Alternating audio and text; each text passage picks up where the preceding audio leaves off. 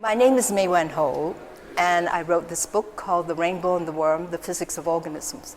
Now, the rainbow in the worm, actually, the title comes from the major discovery in my laboratory, that all living organisms are liquid crystalline. And when we first discovered it was such a surprise because, we looked at organisms under the polarizing light microscope that earth scientists and chemists used to look at rock crystals and liquid crystals, but these were static things. But we saw this little fruit fly larva hatching from its egg. And it was like a psychedelic worm. And it was just flashing rainbow colors. So the only way I could describe it is just, life is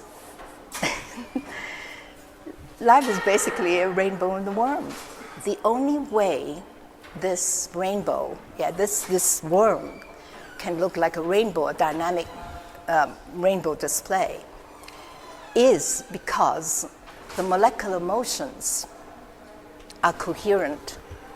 So if you got coherent motions that are much slower than the light vibrates, at every moment the light passing through, it sees order.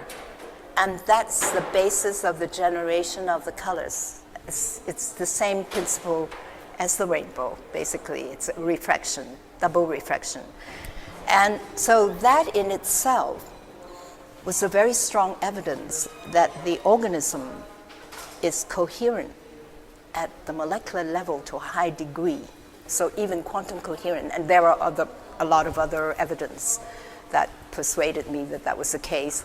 And the most important thing about the coherence is this water, the 70 to 80% biological water.